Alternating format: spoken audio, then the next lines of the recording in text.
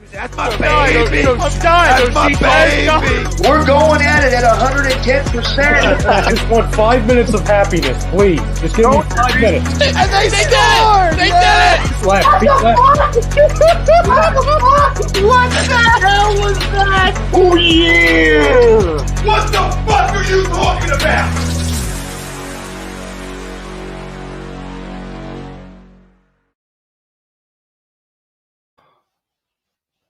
Hey, what is up, fam? We are back for another episode of the Weekly Roundup. I'm your host, as always, Steve, being joined by this guy over here, Mr. Zach Burr. What is up, brother?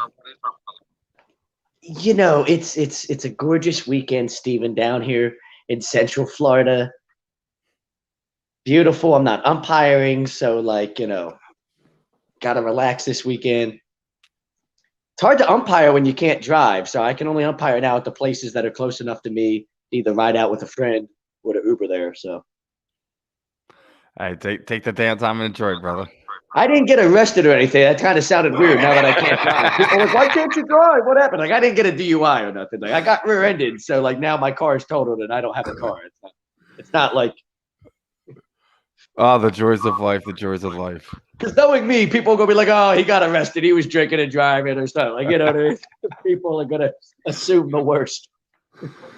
Oh man, no, you're good, brother. I know you're I know you're on your best behavior recently. So we got a fun one tonight. We're gonna talk some Phillies. Obviously, we got some things we got to say about this team after this afternoon. Steven, I don't think they're winning 95 games. Oh, you're ready to back off now? I told you it was a little high for this team, brother. This team drives me crazy. Hold on. You want to rant, Steven? We're not even going to get into. Wait. They just might. Let me get to the start. We get, dude. I already know you're going to go off on RQ. You're going to go off on RQ so hard tonight. I can already feel it. We're going to get to it in a minute. Too bad. He just blew his Achilles out. Good Lord. Oh man. Definitely a fun one, bro. It's gonna be a fun one. All right, so let's get into this one before we get into the poll question and everything like that. We're gonna talk some Eagles as well. There were some promotions and everything like that. Talk. Whatever football we hear from the fam in the chat. If you guys want to talk some football, we're gonna be joined by Kalvin Hot Sauce Henderson. Not going to be impromptu. This one in the back of the locker room. So we'll have some fun with that. It's going to be some fun. But with that poll question, you want to let them know who it's brought to you by this afternoon, this evening, where everyone's from tonight. As always, Steven, we're brought to you by eXp Realty. Alan J. Foy, if you're looking to buy or sell a home, he's the guy to contact. You're looking for a change of career or brokerage, he's the guy to contact.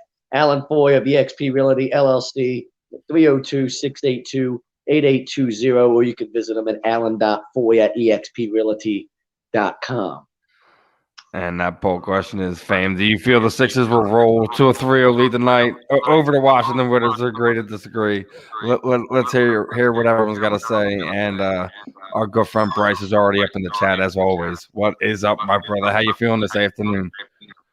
How them Heat doing? I got to ask you, Bryce, how them Heat doing? I know you're a Jimmy guy. What's up? Yeah, that was an embarrassing series, huh? It's rough. That series was boy, was that a letdown. Especially with everyone who's pro Jimmy, we talk about this all the time, where we made the right move for this team moving forward into the future. As much as we made the move to go get him, etc. It is what it is. I think we made the right move, don't you? Yeah, I've got food that just got delivered to me, Steven. Apparently, somebody just ordered me some food, and I feel like I'm being literally catered to at the moment. So, yeah, you might have to carry the show for a couple minutes. French fries, For a couple minutes, I'll be all right. Oh, I don't know. Food took longer to get here than it was in the back. What's up? The food took longer than it was supposed to. Oh, Bryce is getting back here. Says the Heat was just a little inconsistent this season's got to make a couple changes, but Jimmy will be fine. They need a legitimate superstar scorer. Like they need an elite scorer. You think they'll be able to pick, think they'll be able to pick some of these guys out from the West? Yeah. Okay. Like some of these guys.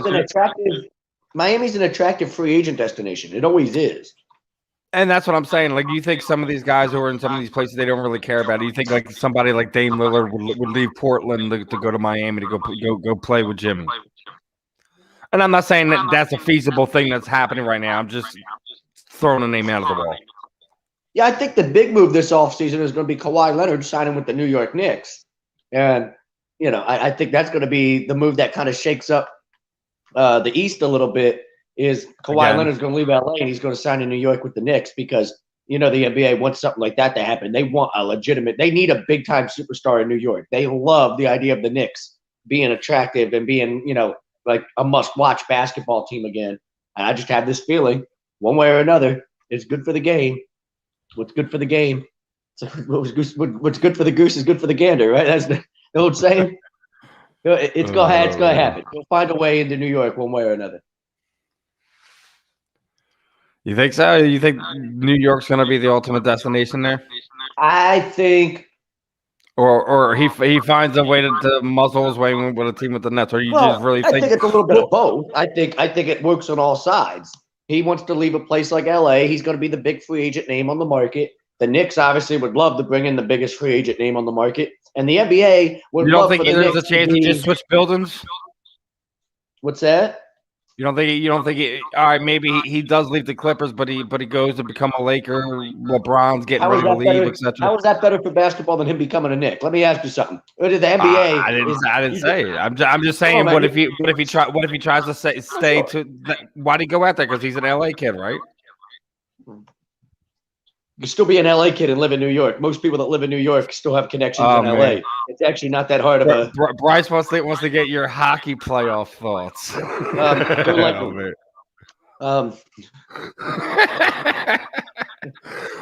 Why are you not going to let us talk some hockey, brother? What is your anti-hockey rule right now? It's playoff hockey. I don't know what I have to say about it because I'm going to sit here and not talk about the Flyers. And when I do talk about the Flyers, be completely uninterested. And then they're going to label me some type of weird, just like the guy last week. You've just never played hockey a day in your life. And that's why you don't understand the sport. And I'm going to make you cry. And it's like, what the fuck is wrong with these people? Like, you can't even have an opinion that, like. What's up, Chrome? Big Chromer in the house.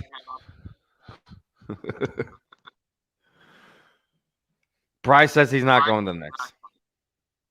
Okay. I mean, I'll actually bet money that, if I were to if I were to go look at the odds of what teams he's going to sign with, you got those Vegas odds out there, I'd bet money on the Knicks over any of the other teams mentioned. I think those 5 teams with Vegas odds listed who's the favorite to sign Kawhi Leonard. I'm throwing money on the Knicks before I throw money on any of them. I think it all adds up for what the NBA is one of those weird leagues where I don't want to say predetermined, but we all know what's best for the league. Someone wants to take a bet with you right here. They want to take that bet with you. I mean, that's fine. We could make a friendly bet on it. I'm just the NBA to me is just one of those things where there's a reason why the same teams every offseason are in the running to sign free agents, right? It's a lot of it is about what's good for the NBA from a market standpoint and all that. And you got these really hot markets that are hot NBA markets, and those are always the markets that all the players seem to go to. And it always seems to involve cities that seem to be these pop-in type of, nightlife cities. LA, New York, Miami, Houston, Boston. Those are all your really, Chicago, right? It's all these really, you look at it and go, yeah, that's a destination people want to be at. It's always those same teams that always seem to be in any of the, the. So I guess your general thought is he's leaving regardless. There's no way he's staying. Is that your general consensus there now? I would think I think there's a chance he could sign with the Clippers. I just think he wants to try to Danny Green just hit I think that whole thing's run its course on his end. You know what I mean? I think he's looking at it like it's run its course. But I'd say the Knicks. I'll tell you what though. like outside the Clippers, I don't really like any of the other destinations. I think like if he doesn't sign with the Knicks, he signs with the Clippers. Like that's your two options there. I don't see it being with him going to the Lakers. That seems like a crazy idea to me. AD, LeBron, and Kawhi, that just seems ridiculous. It's just all. How do you have enough money? That doesn't even seem to make any sense that the NBA could find a way to make that happen. Like, even for the NBA's perspective, that just seems like a ridiculous, like, overreach of, like, how do you have these three dudes on the same team and this much money is being given out to all of them? So, what do you thought on our Sixers? I want to get your thoughts real quick. We're about, I think, just about getting ready to head into the half there, and Joe's doing his thing right now. He just hit a big dunk. I think it's like 69-57. What channel is that game on? Why can't I find that game? I think it's on ESPN. What the hell? Yeah, it's on ESPN.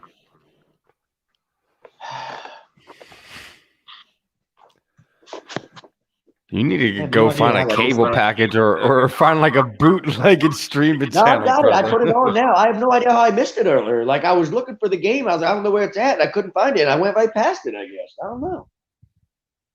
The wifey was distracting me. You're gonna play. You know how these women are.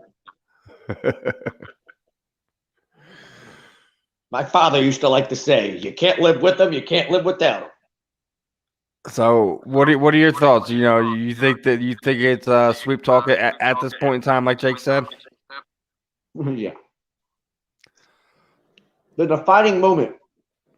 There you go. Oh, and you know, weekly roundup. Obviously, I got to get your thoughts on Popcorn Gate at this time. We weren't on the air this week, so I want you to give your chance to lay it out there, and then we'll get back into laying the venom into this Phillies team. That's what I was about to get into. That's going to be the defining moment of this series. All of a sudden, Russell Westbrook's fine again. Look, he's playing. He's not hurt. It's okay. Yeah. What a ridiculous. First of all, I got in some trouble on Facebook because people seem to find it ridiculous that I think that this is a complete overblown overreaction to an incident that really is not that serious. It's only serious because Russell Westbrook's a hothead that looks to fight everybody that comes within 5 feet of the dude. If somebody would have poured popcorn on Joel Embiid, he would have started eating it and been laughing and been like, "Oh, free popcorn, you dumb, you paid $15 for that." Like, you know, he would have been making fun of the dude in a post-game press conference. Like, we'd been like, "I love this guy." I don't know. He just ate the dude's popcorn. Instead, Russell Westbrook's trying to climb into the stands and fight somebody. Like, are you fucking kidding me?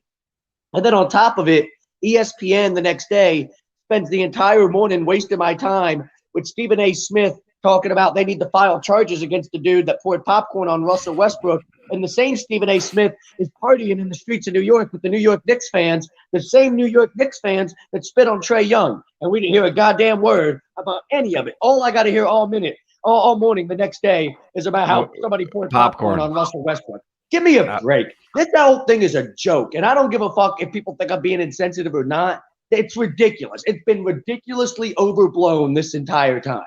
And the league's trying to protect the dude when really they should be fucking yelling at him and condemning him because he fucking tried to climb into the stands and start another Malice in the Palace. Over popcorn. All over some fucking popcorn. We're going with the Allen Iverson meme at this point in time, but we're changing the ad lib, and we're talking about popcorn over a fan who spit on a player. And look at the different reactions between the two guys. So Trae Young gets spit on. He doesn't even like. If anybody had a right to turn around and be ready to fight somebody, it's the dude that got spit on, right? And he just goes about his business. Meanwhile, because some popcorn got poured on your head and you're feeling salty, right? All puns intended in that situation. Let's be honest. You weren't hurt. You know, you were just getting your ass kicked. You were getting embarrassed. You're Russell Westbrook, so now like you're already running hot. Like the fuse is already lit. And then somebody pours some popcorn on your head and you just lose your fucking mind. But that's a you problem. I mean, like, yeah, the guy's being a drunken idiot. I get it. Okay. Yeah, whatever. So he's a drunken idiot. You know, there's a lot of drunken idiots. You're not supposed to react to the drunken idiots when you're a professional athlete. Like, the whole thing's fucking stupid to me. And I can't believe this many people are defending the guy. It's ridiculous that we had to deal with that media blitz, and it's just the whole Philly thing, and they're going to hit us with that. That's exactly what it is. Of course, The Knicks are really good right now for the first time in a long time. The Knicks were a playoff team, and they've got a little excitement around them. I mean, the fucking fan base is acting as if they won the goddamn NBA Finals, partying after a single playoff win. Stephen A. Smith's in there taking shots in the streets and shit, playing grab ass with everybody, for God's Bryce, sake. I agree you can't throw things, but when you blowing it out to this proportion to the that's my Sixers have to problem make a with Bryce, is how it's getting statement. blown out They're of bane in the proportion. sky from events period over popcorn. If it was a beer, anything else, a hot food, anything, dude, like stop it. It's freaking popcorn. Anything else, like a beer bottle, can potentially hurt the guy. Right? Exactly. You throw hot food at somebody, can potentially hurt them. You're pouring popcorn on somebody's head. He was in no risk of being hurt or injured any more than he already was. There was no damage. There was nothing there. I think my favorite was reacting to the guy the way you did. My favorite was the Fanatic meme of him dumping the huge bucket of popcorn over fans in the stadiums. It's crazy. I'd even have a little bit. I think he'd have a little bit more of a case even if the dude threw the basket of popcorn and it hit him in the face or something. But like, you literally just poured a basket of popcorn over somebody. Like, what is this, middle school? Like, come on, you know what I mean? That's childish. Grow the fuck up. That's my first thought with it. Like, really, you're pouring popcorn on somebody? Grow up. Like, where's this guy's like girlfriend? They'll like smack him in the head and be like, grow up. Fucking childish antics. But we're acting, assault charges. Assault charges? Stop it. This is childish. This is like a middle school fucking antic. Spit, he needs to be charged with assault. You can't spit on people. That's actual assault. It's one of these things where we just had to deal with it. It's just how media is dealt with, and this is why people like us exist, actually. I have no problem being, on the unpopular side of these arguments. I feel like everybody was kind of like, I felt like there was way too many people just jumping on that's inappropriate and he can't do that. And I applaud Russ. I just stop it with your nonsense. Don't patronize me. But that's warranted because it was. But regardless of how bad that situation is, it was escalated by someone throwing something worth a reaction. Agreed. And listen, I've never once defended the guy in the Malice in the Palace that threw the beer. But the point is, you also can't run up into the stands and start a full-on brawl, right? Like, it wasn't just one dude. Like, if Ron Artest runs up there, like, it's wrong, but I guess he's the one that got beer hit with him. Right now, you've got Steven Jackson and all these other dudes that were up there in the fucking stands fighting with people. It's just an ugly scene. And yes, it was escalated by people on both sides. That was not good. But, if something like that happens over popcorn, Popcorn. I don't know. In this situation, I'm looking at Russell Westbrook a little bit differently than I'm looking at Ron Artest there. And trust me, I defended Ron Artest in that situation, and I was young. I was like 12, but I still felt like, I get it from Ron Artest's standpoint. It's beer. If any of us think in that situation, appreciate the love. Somebody throws beer on you, it's like, and Mike, this is the a sweep talk. Personal. So let's get back to the actual game. I think the Sixers are up 71-59 at the half. Sweep talk is definitely in motion now, don't you say?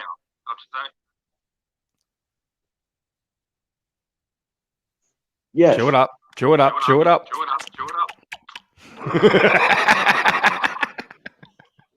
I thought you were going to have something for us. I'm sorry. Hey, man, it's what we kind of felt like it coming in. Yeah. What are we, 16 more wins away now? I think you could look at the Westbrook moment, though, and that's your defining moment for you. That's how you knew this series was over. Like, that's how you know. Like, they were defeated. At that very moment, Russell Westbrook's losing his mind over a fan dumping popcorn on him.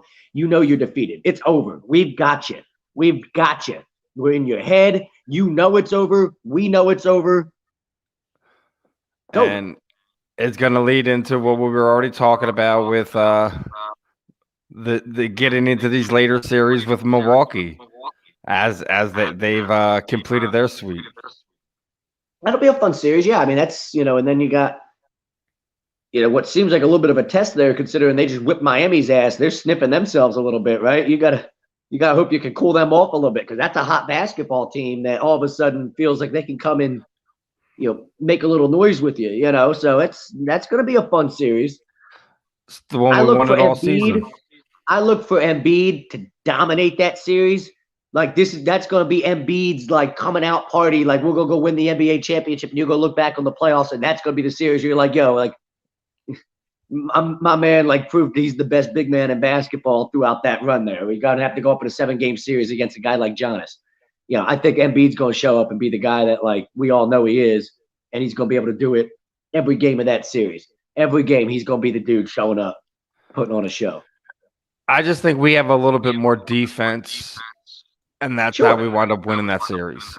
That's just if you can find a way to get Ben on Giannis, for most of everything. I still like our matchup there a lot. Ben's probably not going to stop Giannis, but he'll slow him down, right? Type of thing. Like, what's up, Big I don't P? like the defensive matchup of Embiid on Giannis. I think Giannis is way too athletic. You don't think they'll have someone like chip defense on him? You know what I mean? Sure. Ben mans up on him, and then you have help defense. And what do you think about Jazz and Grizzlies so far? You like the idea of Embiid playing defense? You like the idea of Embiid manning up on him and them having help defense, or how would you play it? I mean, dude, he plays all over the floor, but you have multiple guys on the floor there. I think you can guard him with. Yeah, I guess the first point you made, that's kind of why I was at with Ben, is like it's almost like Ben and him are very similar players, right? Like Giannis can play 3 or 4 positions. He's not, he's a center, but he's not really a center, right? Like he does a lot of different things, and he'll be the guy that brings the ball up and runs the fast break at times and things like that. Like Embiid's not gonna he'll get his ass kicked in that situation, right? Like I feel like Ben Simmons is the guy that I probably need to match up with the man-to-man, and then whenever you can. And speaking of Ben Simmons, what are your thoughts on how he's played so far during the playoffs, and do you feel that he's going to continue to play at that level? He's been phenomenal. He's been to anybody that understands an impact on a basketball game. He's been phenomenal. I think Doc Rivers talked about it, and said it best. It's his defense and all that. Impacts the game in a way that a lot of people that are just casuals that are just watching the game, they don't get. They look at it and go, oh, well, like you're supposed to score a bunch of points, and that's not always basketball. Like you can also stop the other guy. He may have 8 points, but he's got like 15 rebounds and like 12 assists. He can't stop that. If you stop the other guy from scoring a bunch of points, and then you added 15 rebounds, 15 assists to go with it, you're challenging the idea of getting a triple-double every single game. Sean, I'm not going to trip over the free throws at this point in time. Everything else that Ben's doing I agree with that. is above and beyond. That would be my one. Like he needs to knock that down. I agree with you there, but I'm not going to sit there and freaking nitpick at him right now. He's playing phenomenal basketball. Just because late in the game, if you're in a close game, they're going to foul Ben. And if you're fouling Ben late in the game in that situation, he needs to be able to step up to the line and knock down those shots for me. He just does. Like there can't be like this whole hack-a-shack idea where like literally if you go in and you foul him, that there's a great chance he's going to miss those free throws, and you've got a great chance to get yourself back in the game, because then it becomes a strategic advantage to the other team there.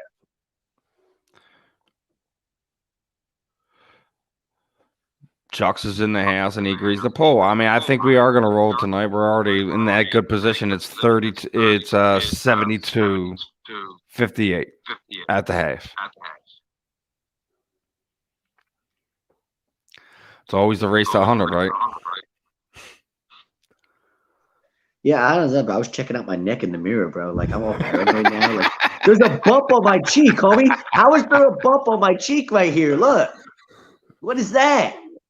I'm not gonna comment on that, brother. I love you. What too is much. that? You see that? I know you see that, dude. Like, I was scared for a minute, bro. But who do you think is the guy off the bench is gonna kind of make their star noon this playoff series for the 6 series? Out is it gonna be Maxey? Is it gonna be? Yeah, it's been Maxey. I think he's established himself as that guy at this point, right? That dude's a pimp. Like how many times that kid comes into the game and you're like, yeah, let's go, energy. Like you immediately know there's gonna be a little energy that's brought to the game. He can score a little bit. He can do a lot of things for you.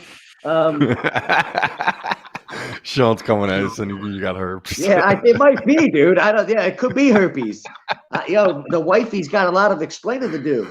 Oh man, she's right there. You better watch yourself. She's gonna come hit you in a frying pan. She's laughing in the other room. I can hear her. Damn. Oh man, you got the herpes. I think I just got high cheekbones or something, and I didn't realize how pretty I am. But Jesus Christ, yeah, Simmons already got 10 tonight with 7 assists, so he's already on track of that. He's got 10 and 7 at the half. You know what I mean? That's dominating the basketball game. And B's got 25, 7, and 3. I mean, he's between those two right there. Between those two, you don't even need anybody else on the court. Those two are just fucking dominating.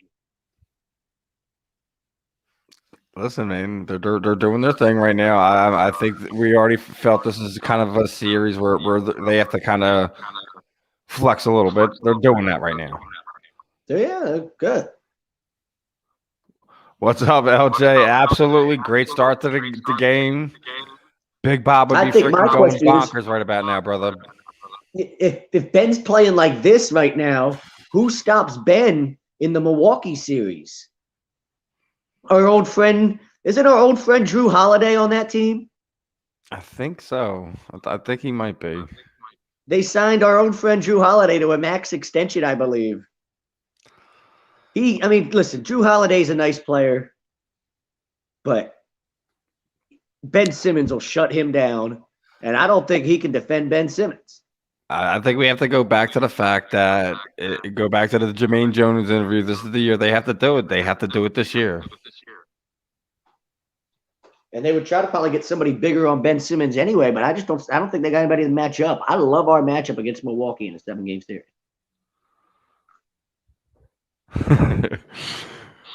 and right back to Tom's bringing us back to earth with the Phillies stink. Yes, the Phillies stink. I'm with you, Tom. They fucking stink. You're right. They fucking stink. When your ace goes out and gives you 14 strikeouts in the best performance of the year, and your offense and your bullpen find a way to piss away a fucking another game, I'm disgusted. This team stinks. PU. Fucking, it's disgusting. Absolutely pitiful. It's rough, man. This team is brutal at times, man. You get guys that are on this team and they're playing above and beyond, but then you get aspects of this team that just it's tough to watch, man. And you know what? And Joe Girardi, you actually went down there and paid for this product at this point in time already too. I did. I went and paid for it. And listen, that's the last time I watched the full game because I realized at that moment when I left the goddamn facility that night, I said, this team stinks. I'm over it. They are fucking awful. And they are. They stink. But what the hell? Joe Girardi's over here. Yeah, well, yeah, there you go. That's a good way to put it. And Joe Girardi's over here fucking getting in a fight with the Philly media. This dude managed in New York, and it comes to Philly and I'm supposed to he can handle all this shit. And he's more worried about getting in a feud with the media right now about whether or not he's going to give them information on who's hurt and who's not. You know what? He's over here talking about, well, that becomes an advantage to our opponent if they know who's hurt. It don't fucking matter what your opponent knows right now. We stink. Okay, they could tell us every goddamn pitch they're about to throw to us. We still couldn't hit the goddamn ball. I don't hear nothing about it. You tell, I can't say who's injured because it's a competitive disadvantage. Competitive disadvantage? We can barely catch a fucking pop-up. I'll talk about a competitive disadvantage. What the fuck are you talking about, Joe? Pissing me off with that shit. I was like, what is he arguing with Howard Eskin? What is he, Charlie Manuel? Good Lord. And it just goes to show how rough this season is. The Roman Quinn injury today. Yeah, he's arguing with the Philly media in May. It's fucking May, and you're over here fucking starting pissing contests with the Philly media. That's all that is. It's the thing about it. It's all it is a pissing contest. I'm in charge around here. I'm going to stick it to you more than you can stick it to me because that's the way this is going to work. Meanwhile, we can't even catch a pop-up, and you're worried about a pissing contest and whose dick is bigger with the fucking Philly media. Well, the Philly media is rather brutal at times. Come on, we got to admit that. Alec Boehm, this kid went from all of a sudden one of our top prospects. We loved it. I don't even know if the kid can play third base in the big leagues. They better get him to a corner outfield spot or move him to first base awfully fucking quick. I know he can't play there defensively, and right now he can't hit it all either. So. But the You know how dude guys stinks over there at guys third get in base. the slump sometimes. You gotta hope he finds his way out of I it, still, man. I still have hope for his bat. That's why I said move him to first or a corner outfield spot. But you want to Well, talk then about what are you gonna competitive do with Reese? You gonna disadvantages? throw Reese out in the outfield now? I mean, you probably don't even re-sign Reese at some point here, right? I mean, you just let Reese walk. I mean, what the fuck's the point? I don't even know. Like, I don't even know what you do with Reese. I guess if you could find a way to trade him and get some arm, I might do that. I'm not going to sign him long term, right? You're not going to sign Reese long term. You know what I'm saying? Like, he's like, I like him, but I don't like him enough to sign him long term, right? Like, it's just not. I don't think there's enough there for that to be worth it for me. So I don't really know what I do. I guess I let him walk and I try to move Bohm across the first base and I see if that works out. Because you want to talk about a competitive disadvantage. Running that kid out there at third base every day, that's a competitive disadvantage. I watched him make 2 errors in person with my own eyes at the Blue Jays Phillies game down here. You know, he threw up he makes a plate off to his left and just pirouettes and throws and threw a ball so bad that Reese Hoskins couldn't hold the bag. And then a couple innings later, tried to make the similar play and didn't even make the play. Ball goes right off his glove and into left field. And it's not a hard play. Like, it's a play that even an average MLB third baseman should make. And I've seen him make a ton of those. Like, you know, you're like, that's not a hard play. How come he couldn't make that one sort of plays this year? You know, like, it's his defense is a problem over there. I still think his bat could come around. He's young, and at times I watch him hit, and I'm like, he gives me a professional at bat. I like that he gives me a professional at bat. But, you know, it's right now he's not a good player. And before I get a chance, you know, since we got some time this week, and Zach is not in full rant mode quite yet tonight, you know, this next set by body check wellness promote one balance recovery using full potential hemp. They come in extract blends, gummies, topicals. Use promo code ATD for 20% off at bodycheckwellness.com. And speaking of sponsors, you know, Tom made an announcement today, or was it yesterday? Yeah, it was yesterday.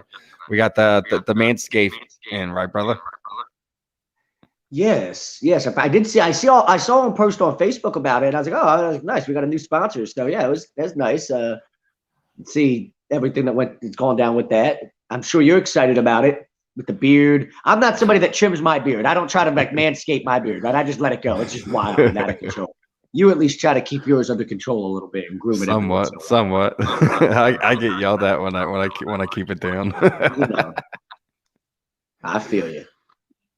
Look, Joel just showing off now. He's like stroking threes. Shout out to the white boy. Hey man, he just nailed another one, right?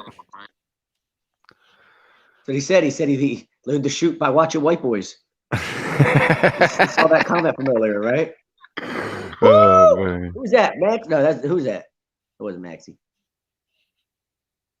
I think I'm gonna delay behind you. That was Toby. Yeah, I couldn't see that. I looked up late, and then I saw when they looked at me that it was Tobias Harris. Now he's the guy that's been really showing out so far. The first, yeah, he's turned into almost a third superstar for us. You know what I mean? Like, he's really, really close to, like, you might not call him a superstar, but man, is he close, right? I think it's the Doc Playing Rivers at an factor. Extremely high level. That's the other reason you need to do it this year, because as much as you like Harris, can you get this repeat performance from him again next year? You don't know. He's playing at one of the highest levels of his career, and you need to capitalize on that now when you can. You know what I mean? Like, it's just one of those. I think it also goes back to the Doc Rivers thing, because you go look when they were together, when he was in LA, he had his best seasons. Doc left. Absolutely. Production went down. Now he's back here. He's back to that level again. But you still can't count on that happening again next year. Like, you know, he's playing at a high level. I'm not saying you can count on it. I'm just saying don't count that aspect of it out either. That's good stuff there. What's this little fadeaway? Get to the lane, little fadeaway. Toby. He's doing his thing, man. Man up inside. Who was that?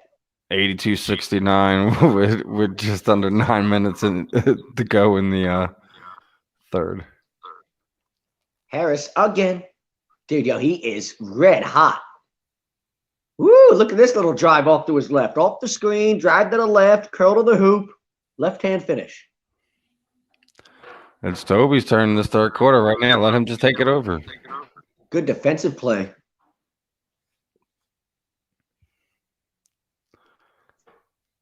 Bang! Timeout Washington. You're about to see it all. In the corner. Ouch. Oh, look, now Russ is about to fucking fake a hip injury again. Look at him bitching. Look at him whining. Somebody get some pop. Somebody get their popcorn ready.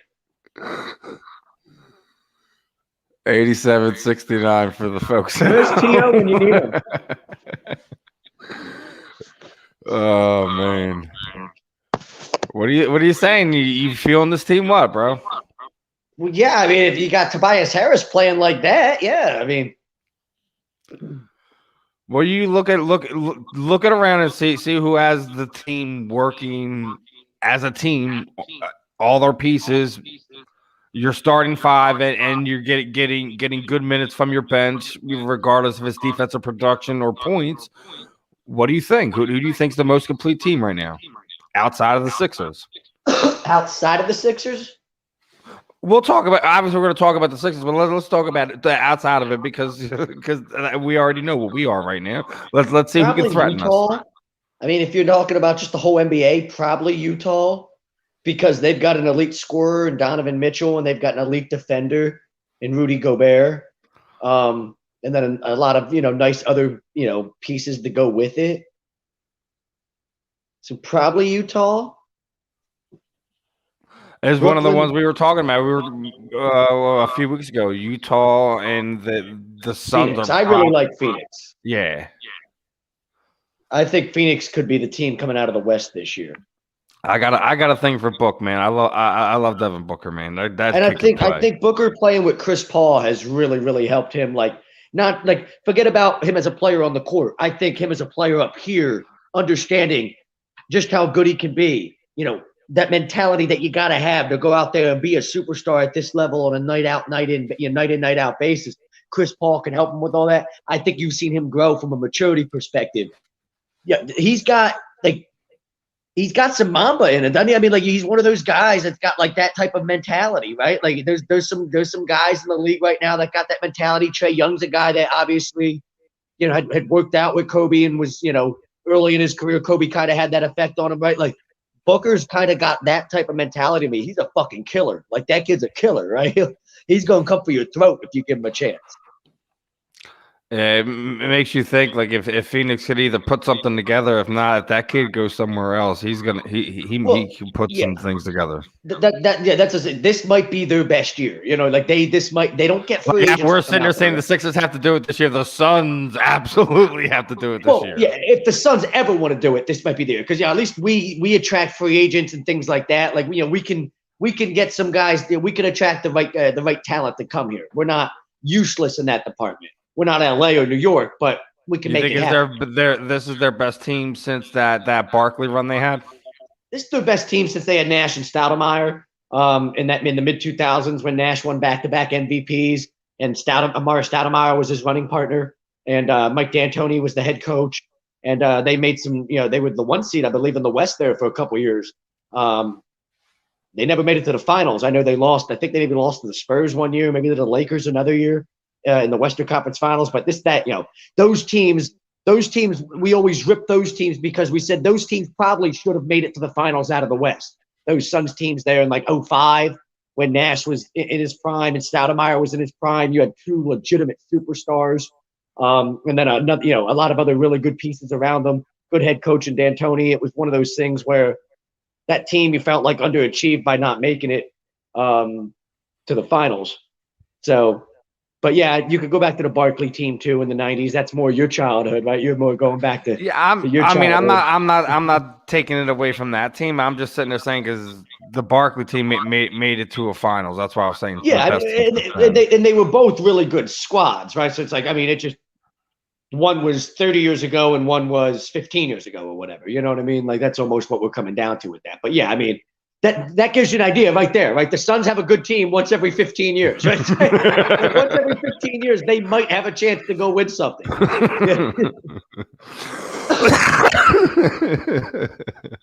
You know? Oh, man. They still got Chris Paul playing at a high level. He's getting older, though, right? Devin Booker's a killer that's right in his prime now as a scorer. They're not going to attract other free agents. You know, they traded away all their firepower to get Chris Paul, right? So, like, it's not like you have other things to trade to get, like, another – like, this is it. Like, this is what you're running with. Like, go ahead, make it happen this year. The Lakers are a down team. Like, the Jazz are probably their biggest threat. Unless the NBA finds some type of way to fucking, because LeBron's their golden boy and makes them all their money. And they're like, we can't have the Suns lose to them. Like when the fucking NBA fixed the Kings-Lakers series back in like 2002. Thanks, Tim Donahue. Remember he fucking revealed all that shit. I don't have a problem with that. I mean, just let the players play, man. I know. Okay. That's what I was talking about earlier with the NBA and why I think Kawhi Leonard will end up in New York. The NBA's been known for this forever. They know what's best for business. Let's not act like the NBA hasn't always known what's best for business, and they always try to at least, influence things as much as they can towards what's best for business. Push they know they certain can't fix players it, into but they certain can try markets. to influence it, just enough to make it known, this is what we would like because this is what would be best for business. This is what makes the NBA the most money.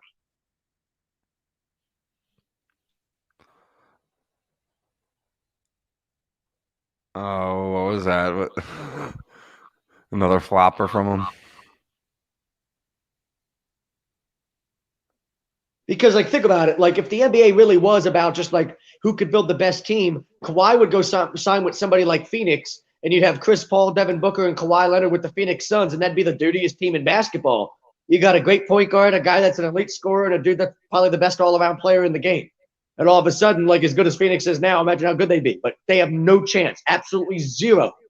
You could bet your mortgage on that. They have zero chance of signing Kawhi Leonard, right? That's how you know. This isn't about who can build the best team, because if it was, there'd be plenty of other teams. Utah would have signed an elite free agent at some point in the last 30 years, right? It doesn't happen. Instead, Gordon Hayward leaves Utah to go sign with somewhere else because you're not going to. It doesn't happen. If you look at it too, dude, Utah hasn't gotten a break. They haven't gotten a break since they drafted Malone and Stockton. I mean, you can't tell me I'm wrong there, right? Best team they've had since then, right? This is without a doubt. This it's when like they're running with Gobert and Mitchell. Yeah. It's like when Indiana had Paul George. Everybody knew they had no chance of Paul George is out of Indiana at some point. He's not anybody that thinks he's going to be a Reggie Miller and play his whole career in Indiana. That's not today's NBA. Paul George is out of there. Yeah, but Reggie Miller also had guys around him. Reggie Miller had guys around him though. Sure, because it was easier to build teams in markets like that back then. You can't build a championship. Well, it's not. It's kind of easy when you had a guy like Rick Smith stay there, damn there his whole career. You can't be no star wants to play in Indiana now. Milwaukee's the example of trying to do everything you possibly can, and even at some point, we all know Giannis is going to leave there and end up somewhere else. Right? We all know. We already see the writing on the wall there. They're doing everything they possibly can to put a team around him at this very moment. So maybe if they could go win a championship, it'll influence him and be like, "Hey, we already won a championship. Be the face of the franchise." But if it doesn't happen, he's out, right? And they know he's out. That's why they overpaid Drew Holiday and gave him a max deal, because they know they have to do things like this. What other options do you have if you're Milwaukee? You're not going to bring in, anybody better in free agency. Go into the halftime with 7 rebounds, and we got one in the second. Now, I'm not the statistician, Ivan. Man, you got to talk to ESPN about that. Brother. It is possible that at the half they looked at one and perhaps it was something that they realized. Oh, he shouldn't have gotten credit for that rebound. Somebody else should have, and they switched it on the stat line. Yeah, that happens. That does happen. So yeah, it looks like that's definitely what happened because I see it now too. He's got 6 rebounds. So yeah. That must have happened at halftime or something. The statisticians went back and looked at the replays and realized somebody else deserved credit for one of those rebounds. It wasn't Embiid. Like perhaps it was a tip ball in the air or something, and they realized whoever tipped it initially, he's the one that gets credit for the rebound or whatever. However that rule works, got to be As something we're along sitting there those with lines. 91-74 with 5:43 left in the third. This series is over. Like you know what I mean, and it's like Washington. It's not even like like they're a good 8 seed. Like you know what I mean. When you talk about 8 seeds, like they're a pretty damn good 8 seed with Westbrook and Beal, right? You're like, hey, you got some star power for an 8 seed. 8 seeds don't usually have that type of star power, right? Like you normally have one and a bunch of young guys. Embiid, hey, look, watch this. How the hell you defend this? Good luck, Giannis. Oh, that's why I said that dude's special for being a center, man. What happened there? Get it, Toby.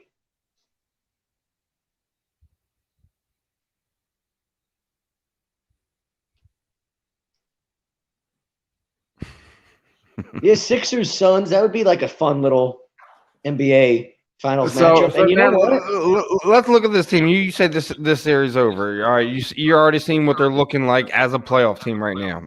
Yeah. Who's standing out to you right now? We've already talked about the starting.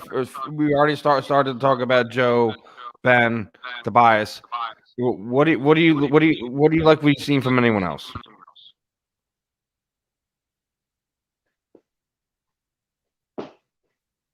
Crickets. Yeah, I mean, outside of Maxey, I don't know if there's anybody else that I look at and I say like, wow, that's been impressive. You know what I mean? Like, well, no, like you're gonna get your defense from the Thieves. You know, you're gonna get your defense from Thieves. So like, yeah, I mean, he's been what you've expected. You know what I mean? It's like he hasn't been a disappointment. He hasn't been like overachieved. Like he's been as like that's what you've expected from him, sort of thing, as advertised. As Mike's saying, with these.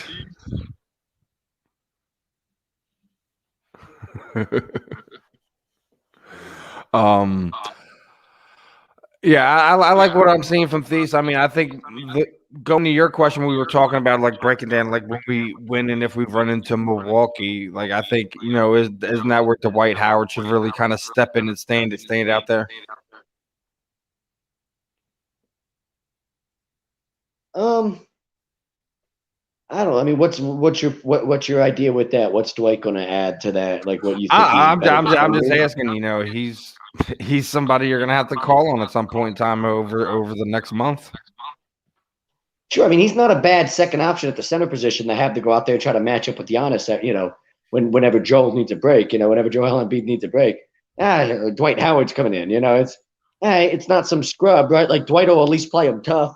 We'll be throwing elbows around and be fucking pestering them and annoying the shit out of them and playing tough defense and everything that Dwight tries to do. So, I mean, it's not a bad second option off the bench. I don't know if I'd have him on the court at the same time. I think if anything, I'd have Simmons and Thybulle. I think I maybe would try to go both Ben and Matisse on the court at the same time, because having both of them on the court as elite defenders.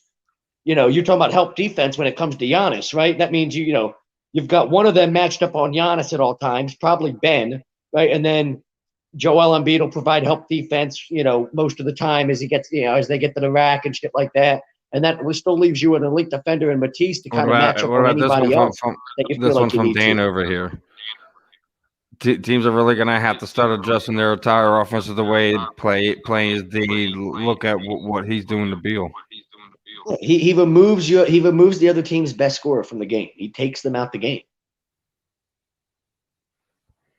That's what I'm saying. If you have both of them on the court, you might be able to take both Holiday and Giannis, out the game almost there. Like you've got the ability to match up on one of them and then also match up on the other and feel pretty confident about both matchups. I love it. Anyone who we're going to go against, I've pretty much already said, like, we've been beating this drum. I think this is an Eastern Conference team, maybe, NBA Finals or NBA Championship. We'll see how it plays out. What scares me is Phoenix, and that's because, and like I said, I think a Sixers Suns Finals matchup would be fun. I don't know if it's what the league necessarily wants, but fuck them, right? But that matchup, I think, is maybe the most competitive matchup we could have. Remember, Phoenix came into Philly not too long ago at the tail end of the regular season and just ran us out the building. We were live doing a show at one. I remember, and I sat there, like I said, and I said this is a team that could give us problems, man. They are a team that you kind of look at and go, Jesus Christ, Chris Paul. I mean, he's a matchup nightmare, right? And then Devin Booker is almost like Kobe in the sense where don't really matter who you put on him, he'll get his, right? Like Simmons might slow him down a little, but Devin Booker's gonna get his, like just like Kobe always got his. Great scorers get theirs, right? Guys that are killers, they get theirs. They always find a way. And he's relentless too. Like Devin Booker's absolutely relentless, right? Like he will not stop coming after you. And in the 7-game series, that worries me a little bit because they can wear you down. That they can kind of wear you down. Speaking of, they just put Toby on the bench, so we'll probably won't see him until beginning or midway through the fourth, right? With about 5 minutes left in the third here. Yeah, I'd get him. I'd get Joel out the game too. Like right now is a good time for Dwight Howard. Yeah, because they're all 20, not 97, 77. So, yeah, get him out, get him some rest, too. Dude, he just went, like, turnaround. He went Dirk turnaround on, like, 2 dudes right there, bro. Look, that's the Dirk turnaround. Look, that's the Dirk fadeaway right there. Isn't it? I mean, that's exactly what that is. Didn't he shout out Dirk a couple He's already said that he's picked pieces of others guys' games and picked them up and just add them to his tool belt. I think he said he shouted out Dirk on Twitter a couple nights ago, and Dirk responded saying, "Hey, I appreciate the love and the fact that you respect my game enough to study it or whatever." Because I think he had said something about studying that Dirk and watching Dirk and figuring out how to do that move by studying film of Dirk and shit. You think it's people need to get off the Joel's fat and lazy thing anymore when like this guy's in film, this guy breaks things down. I don't think he's lazy. I've never thought he's lazy, but he is fat. But I mean, he could be fat. That's fine. I mean, plenty of guys are fat. Like I'm not mocking him because he's fat. He's a center. I don't think he's lazy. I think he played like he's giving me max effort at all times. He's just fat. Like and when you're fat, like you only give so much effort. You get it, Steven. You're a fat man. You know what I mean? Like it's one of those things. 230. I'm not that fat. I mean, I'm 6 foot 230. You know what I mean? I would have to say I'm mildly overweight. I'm not fat. Medium husky. Medium. All right, whatever. Medium husky works for me, brother. Oh man! You should start telling people next time. Anytime anybody calls, I'm not fat. I'm medium husky. Like. Zach said I'm medium husky. I'm not fat. My official T-shirt size. I need a medium husky. Are we in an Adam Sandler movie episode or something? Yeah. Is this 51st Dates on medium husky? and you're obviously Rob Schneider looking like that, right? Oh, I'm totally Rob Schneider. Absolutely. Dude, I am totally Deuce Bigelow, European Gigolo, bro. Come on. I'm Deuce Bigelow, male Gigolo. That's the total go on. It's so perfect. Oh, man.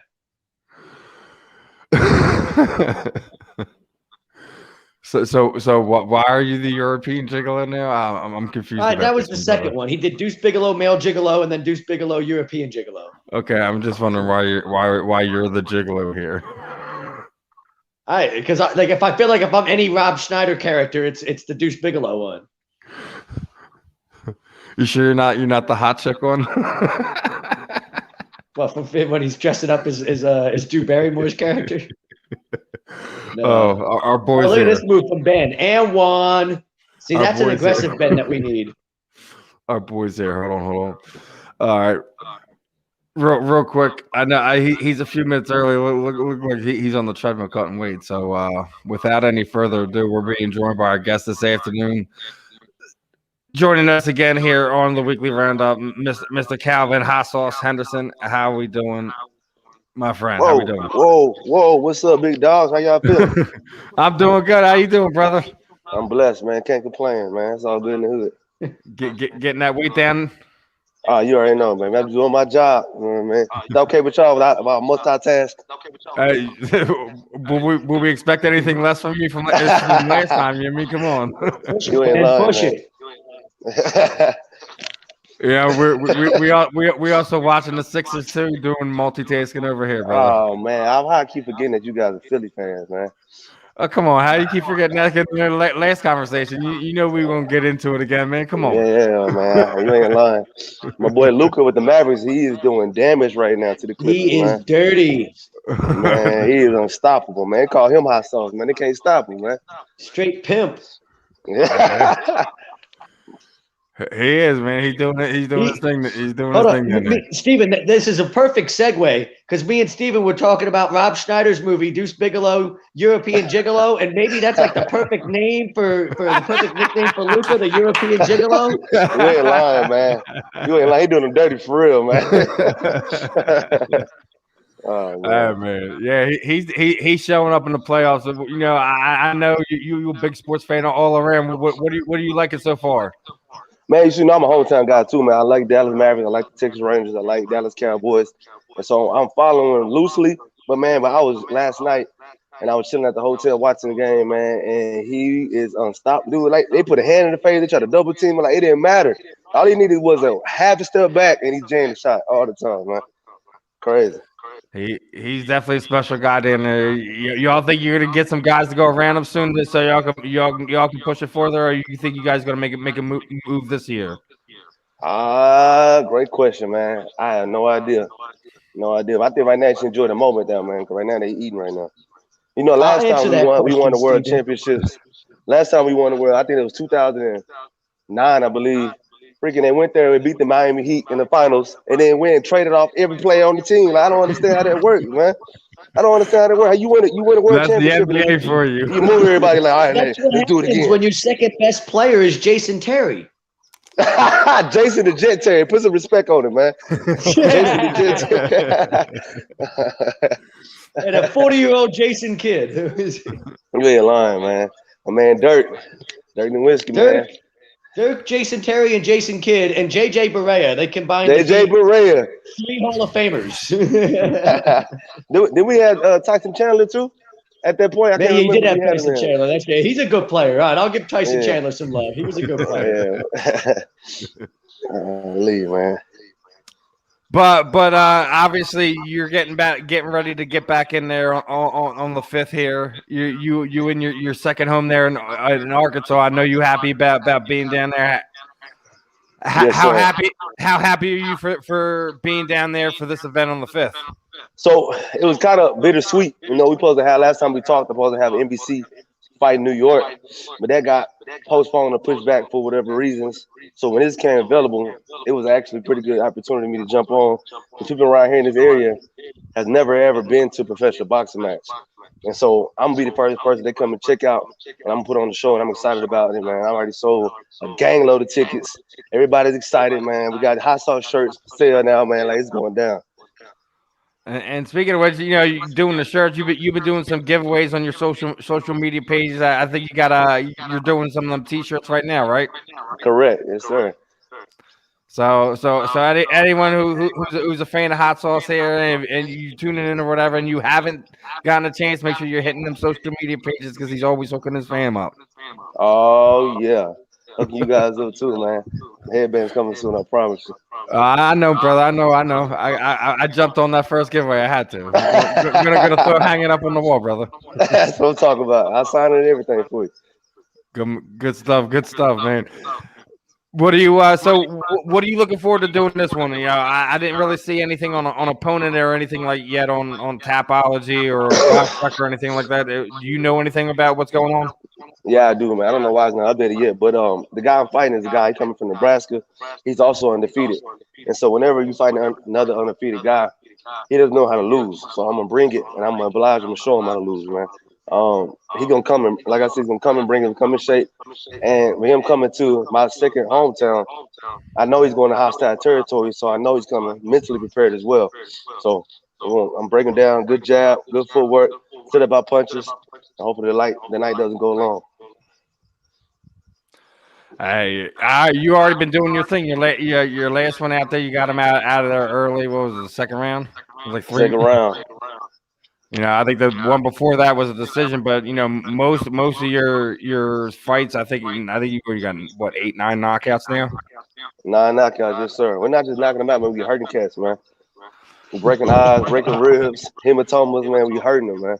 Oh man, that's what I was just talking to my kids about because they got them back doing their MMA training at the local gym over here, and they've both been getting into getting their MMA sparring and watching them digging in them for body shots. My daughter Nice. was pounding on this girl. I was like, "What are you doing?" She's like, "I'm doing that Mike Tyson thing, taking kidneys away." Hey, I call those rib sandwiches, man. Rib sandwiches. It's never too early for a rib sandwich. I mean, a lot of tips with a lot of young boxers that be punching with gloves, and sometimes the gloves give you a false sense of security. And so you got to make sure you're punching with this part of your hand right here, man. This is the damage your hand, the armor piercings right here. A lot of people start hitting with these. This right here. I'll give it to my camera.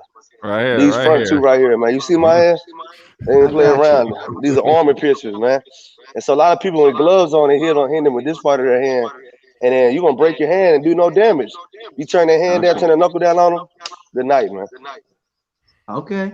Oh, you got to turn the knuckle down on them as you follow through. Turn the knuckle down, exactly, man. These knuckles are like knives, man.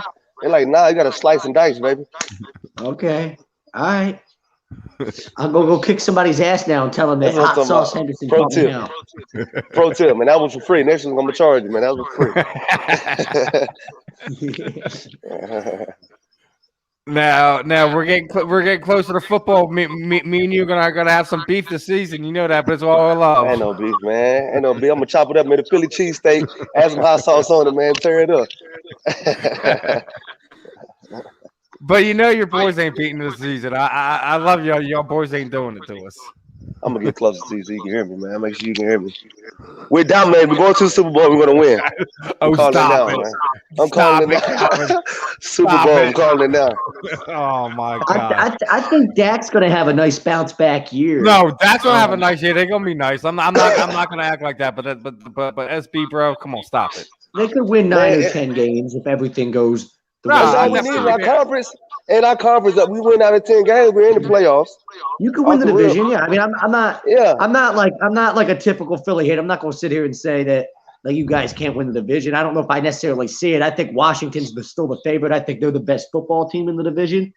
But they have the best defense. They have the best defense. Period. Yeah, I think they stabilized themselves at the quarterback position more than they were a year ago. I think Ryan Fitzpatrick's better than anything that they had there a year ago. Correct. And you still don't know what Dak's gonna be after that injury too. I can't hang my hat on Dak right now, man, because that's a real serious injury. You definitely can't hang your hat on not just also mentally too, man. Like getting back out there and trying to make those same cuts he was making and playing that foot like he was. I don't know. We got to wait and see. He'll think twice about running now. He's gonna stick in that pocket and just slice everybody up with their arm. You talk about slicing and dicing, right? That's what he's gonna do now with his arm in the pocket. No more running.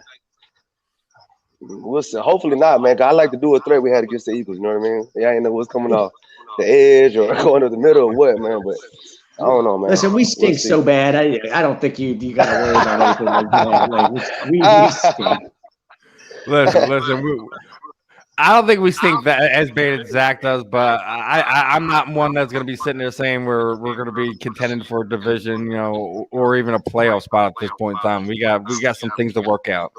Steve thinks we stink. I think we stink more. It's kind of like having 2 bags of shit and trying to debate which one's stinkier. It's still a bag of shit. The bullshit, exactly. The shiniest dog turd in the dog turd pile. It's still a dog turd. Right? Just because it's the shiniest one. Oh man. Big facts, man. But at least you guys have hope, man. If you don't have hope, what do you have, right? That's my thing. Like, if I don't have expectations that I think we're going to stink, and then Jalen Hurts surprises the hell out of me and balls out and turns into one of the better quarterbacks in football, you're like, okay, hey, like now all of a sudden we got a little something I didn't think we had. That's real, man. You know what I do like about Philly, though, is that, like, you guys did it right as far as all your stadiums being in one area, man. You got the baseball stadium, the football field, basketball arena. That was cool. When I was down there, 2019, you guys in the playoffs, and I was at that arena. I forgot what it's called. to where it's right across the street from the basketball arena. You can have a beer. Say it again. What are you talking about? Lincoln Financial, Wells Fargo? Which one are you talking Yeah, about? I think Citizens Lincoln Bank Financial. Park? Yeah. Football stadium.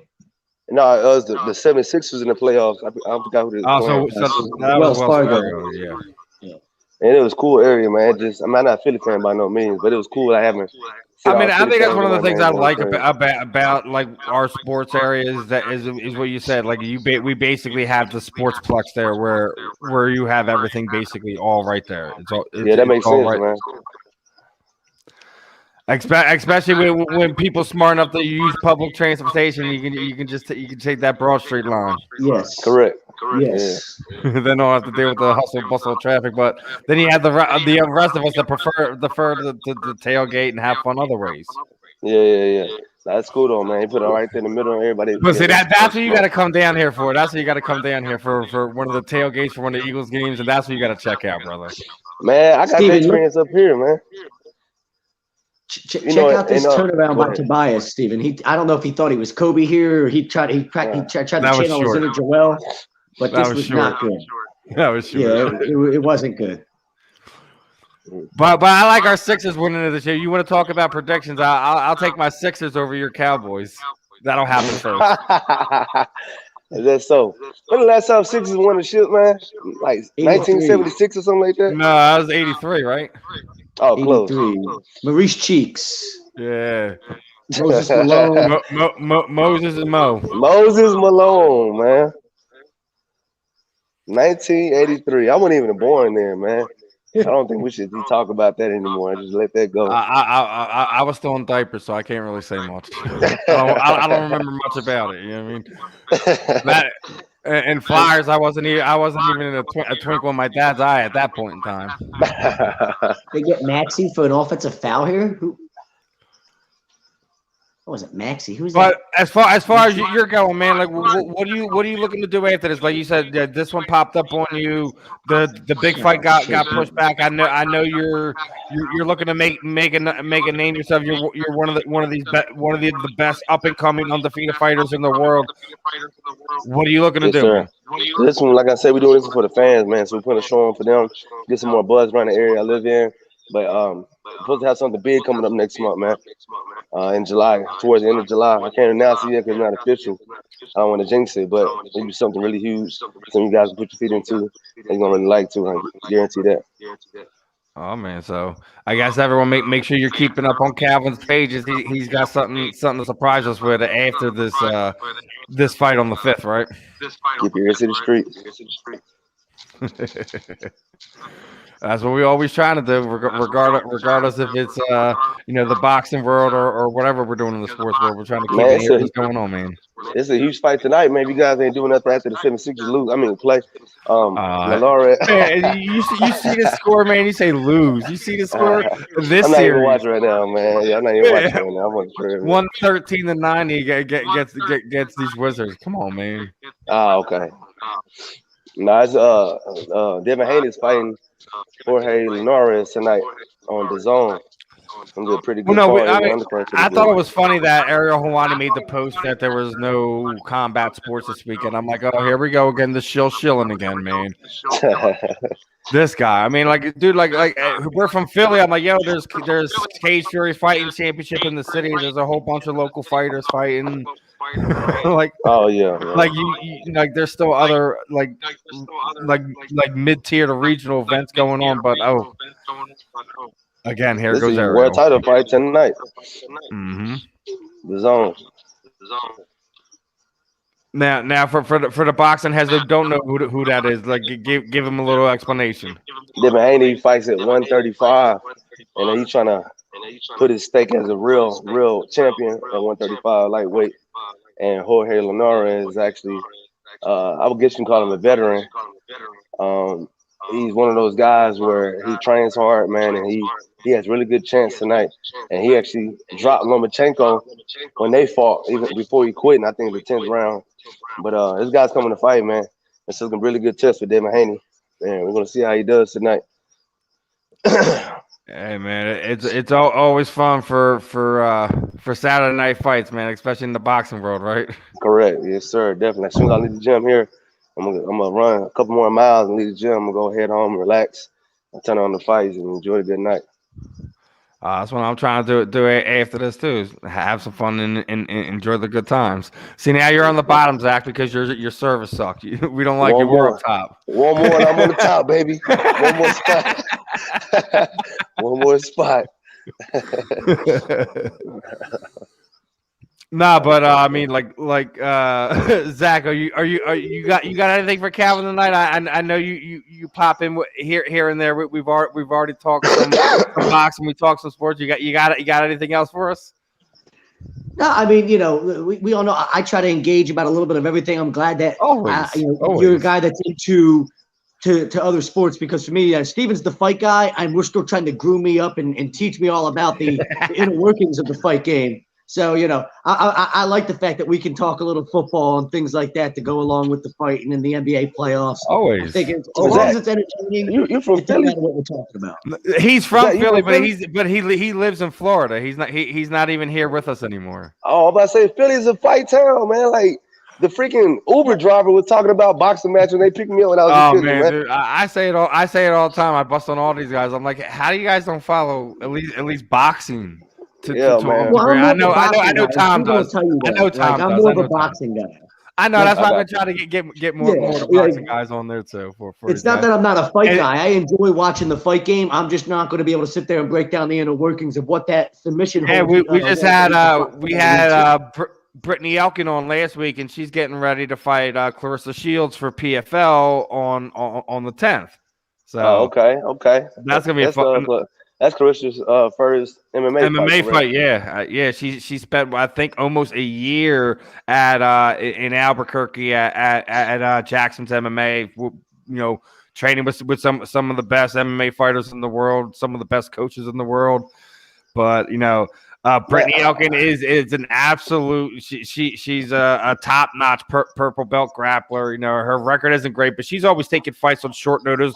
She's fought a lot of fighters that at their peak, at the top of the game. And this is no different. She's fighting literally the best female striker at her weight class. That's going to be a rough one. So I guess I'm interested. What would be the game plan day one if I'm Clarissa Shields, or like a boxer? I'm a boxer, right? I've been boxing my entire life. What would be day one going into MMA training?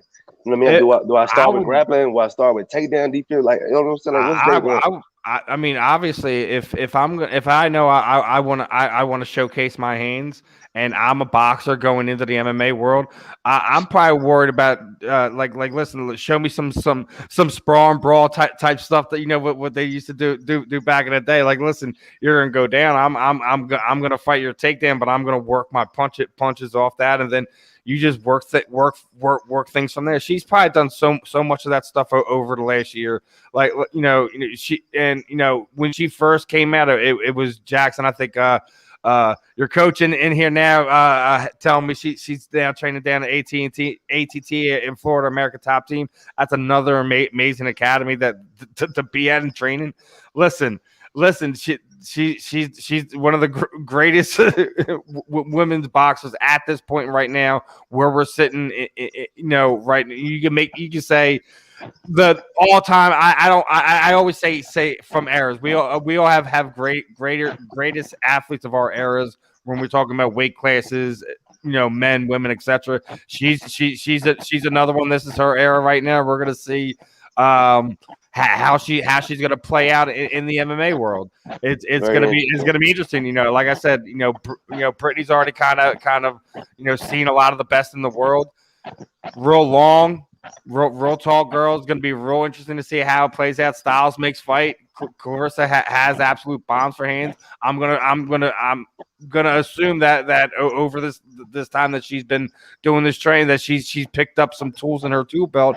I'm not gonna sit there and think that she's gonna be a complete novice. When it comes to the rest of the MMA world, that would be foolish for her opponent to think, or even the fans to think at this point in time. Correct. When she's one of the best in boxing, you put that drive and determination into a whole nother sport. Yeah, it's gonna take some time, but I think she's putting in the right effort so for people to kind of anyone who would say that she's not prepared or anything, I think would be mistaken. It's going to be real interesting to see how that plays out. Most definitely. I think her fallback is her strength. You know what I mean? She can always go back to boxing, always keep it on her feet if she can. That's gonna be the biggest, like you said, plus in it because she's been doing it for all these years, and so that's one thing that she don't necessarily have to polish or train heavily on while doing the count for an MMA fight. And so I think that's definitely if she sticks with that, man, and you stay with what you're good at, I think she'll be all right. I think it's going to be an exciting matchup. I've followed, interviewed Brittany since she was an amateur. Even when she's taken some time away and done her whole grappling thing. So she's polished on the ground. So if it gets there, it's going to be real interesting to see how she does because she's one of the top grapplers, in the world as a purple belt. So it should be real interesting to see how that plays out as well. If it takes it there, nice. Clarissa could touch her with one of them things, and that could be the end of the night. Correct. It's MMA, and we talk about other sports where it's a game of inches. Combat sports, I think, is so much of a game of inches. People don't even really understand it. Oh yeah, most definitely, man. The difference between you hitting or getting hit, it's gonna be just an inch. You know what I mean?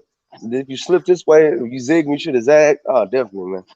110% right. Sometimes you slip your way into something correct. And then sometimes your foot just isn't in the right place when you go to throw a punch, and it doesn't land just as clean as it should, and it's not 110% right, man. And then you set your combination up for that to be the ending blow. Now you put yourself in a position to be countered by them. So it's all like I love it. Like it's offense and defense simultaneous too, man. At the same time, man. While you throwing, you can also get knocked out. While you defending, you can also punch too. No sport like it. It's why I love combat sports so much because there's so much you can always learn from it. That's why like I've always break it down to combat sports. I've always loved boxing, and then as I've grown as an adult, fall in love with all of it. Muay Thai, MMA, whatever aspect of it. Jiu-jitsu in itself, all of it has things to kind of fall in love with and have special things about it. And the beautiful thing about it is a lot of your athletes are crossing over and doing other things. Like we were just talking about Clarissa Shields now going into MMA. You have. You've seen Conor McGregor and other fighters go into boxing. Other forms of boxing now when you have. Things are breaking off like bare knuckle boxing, etc., like that. So it's a great time where you see the combat sport athlete has so many avenues to kind of take off and really have a chance to, find out where they are as that person, as that athlete is. Man, I don't know if Zach, have you seen any of those results from the people faces on that bare knuckle boxing stuff, man? You talking about shit. Yeah, I know. Me and you talked about this last time. Me and you talked about this last time. You're like, I'm staying far away from that for as long as I can. Yeah, man. Dude, you look at the winner's face, man. The guy that won, like his face is all jacked up, got to have 17 stitches, and his eyes drooping all down. No, thank you, man. I like being pretty. Be like, listen, they can't touch me in boxing. You ain't lying, man. You ain't lying. Shit, but that all it takes is just a little. We talked about turning that knuckle down. It takes just a little inch of that knuckle to land. It can be good night. Sheesh. Now we haven't get your chance to get your thoughts on the craziness that's going on. What are your thoughts on the absolute circus that is Jake Paul and Floyd Mayweather now? Oh man, I think we touched briefly on this last time. It's definitely a circus, man. It's worse than a circus now. Yeah, I understand. I got your hat thing is probably the most 15-year-old thing I've ever heard in my life. You ain't lying. And he got a tattoo like resembling that shit, man. Like, what is going on? I can't make it any more fake. I got your hat. Give him a motherfucking hat. I'm like, oh my God. What is I was ready for Mayweather to reach out and be like, I've got your nose. Like, it was like, what's fucking going on here? Like, got your nose. I got your hat. Dude, like, man, that is crazy as hell, man. It's like talking with a toddler. Doing that, Ryan Garcia is apparently like helping train Jake Paul, and dude, this is Circus act, man. Just Golly, because you're dude. trained by somebody doesn't necessarily translate to the actual skill in there. 110% right. Regardless of Now, how old Floyd is or how serious he's taking this fight, he's still a top level boxer, and we've seen what he did to Conor McGregor, and I think it was still one of those things where you didn't really see Floyd really go out there and put it all in there, and I don't even think you're going to even see them still here do this with Jake, regardless of what happened with that. Man, Conor McGregor is a real fighter, though. Yeah, Conor McGregor is a real fighter. You see what he did to him. A guy that's been doing this his entire life, 20 plus years, versus a guy that's doing this for quote unquote a year and a half. When the last time you seen a 20-year-old guy get beat up by a 1-year-old? It doesn't happen, man. So if you're Mayweather, why take this fight unless there's something else to this? I mean, I know Mayweather's never turned down a good payday, and obviously that probably has a good deal to do with it. He thinks they can make money with it. But I don't know. Maybe I'm just it's a no-lose situation for him. Why would you not take it if you think about it? It's not just the money thing, but I think the hot sauce is point here, like at least Conor is a fighter, right? At least he's somebody where you're like, all right, like this guy's somebody in the fight game. Like if you're Floyd Mayweather, like why would you come down? Like you're fighting pretty much a celebrity at this point. Like what the hell? Like what is the point? Like celebrity boxing. I don't really see what he gains from it outside unless he takes a dive. That's in Atlantic City in like in 2 weeks, ain't it? That's Atlantic City. Tell me I'm not a conspiracy theorist here. Ocho Cinco's fighting a real bare knuckle boxer. That should be getting more hype than that. Wait, I thought that was hype. Ocho Cinco really doing that? Yeah, he really doing that. He's fighting Brian Maxwell. Who's actually fought in bare knuckle fight championship. That's a real thing. That's actually happening. Chad Ocho Cinco is fighting in bare knuckle boxing. Not in bare knuckle boxing. Not in bare knuckle boxing. He's fighting bare knuckle boxer in a celebrity boxing match. Oh, okay. I was about to say he's in the BKB shit. Oh my god. No. He don't need money bad. I'm gonna call my boy Ocho Cinco. I got some money for you, man. What you need, baby? Hey, any chance Mayweather takes a dive in this fight? Like, is there any chance he's Sonny Liston and he's in with the mob? And if he takes a dive, he gets most of the money. That whole thing was a work. Let's all agree that whole thing was a work to promote the fight. That being said, there's no amount of money that would make Floyd lay down on anybody's mat. Yeah, it's all about he's gonna make $100 million, but then like somebody's also gonna pay him like $200 million if he takes a dive. So now he makes $300 million out of it, and Floyd Mayweather's like, "Oh, I like a $300 million payday." Night. Like, yeah, I see what you're saying. It's like a bad movie that I've seen before. I'm sure. I see your point, Zach. He's like he's doing shit for money. So like when you do shit for money, there's no cap, right? There's always something you can do for money. But I don't know. I think he thinks, or believes, at least I would hope he think that his legacy is worth more than taking a dive for more money and shit against this YouTuber guy. I just expect like somebody to come out. Like, I mean, you dude that came out of retirement, you're not a full-time fighter anymore. We all kind of look at you like we know what the situation is. Like, hell, I'll take the $300 million. Fuck my legacy. This don't hurt shit. This is all part of my legacy. Why I'm the GOAT. You know what? You never know. You'll never know. Yeah, I won't put it past him. Like I would say, what if it does happen? I won't be shocked.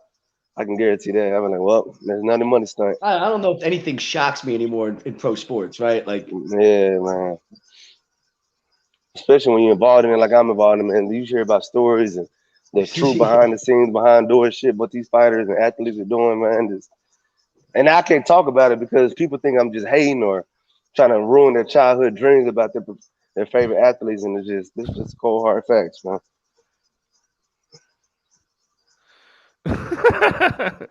Oh man, right on time. It's almost like perfect. They see the Tyson documentary. Steven, did you see the Tyson documentary? They were advertising it between coming back from the commercial there with the basketball game. You gonna be watching that? The new Tyson documentary they got coming on ABC. I don't understand. Like it's been done like 300 times. Like how many documentaries does Tyson need? You know what I mean? Was the first one we got was the HBO one that was done like when he got sent to jail. That was the first one we got. That was like the mid-90s. Then it was like another 10 years. We got another one. Then we've gotten like a Netflix one and a Prime one. And then a one-man show one where he went on Broadway and shit and did a whole show. It's like how many documentaries we got this man's life? But he's always finds a way to tell it in a different way, to put a new story into it. Like, you got to give him that, though. You got to give him that. Oh, right. I forgot I was high. I forgot about this story. Look, listen to this. Let me make a whole documentary about this shit. Yeah, man, that being said, I'm gonna be tuning in. His life changes every time one of these new documentaries comes out. Like, this isn't the way you felt about this 20 years ago. Like, correct, yeah. And like this, is how I feel about the same story now. Oh man, that guy was so poorly managed. And speaking of, I feel like if he's telling the story now, maybe he's like, oh well, we heard this same story 20 years ago. He's like, yeah, but 20 years ago I was high on coke. Like, cocaine's a hell of a drug. Like, you ain't lying, now, man. like, this is how I feel sober about it. That's how I feel about the Bobby Brown story, man. He was looking back at his younger self like, shit, I was wilding back then, man. He's looking back, reflecting. Mike Tyson is. Now, I wanted to throw this one out. What are your thoughts now? Like, you've been in this game a while.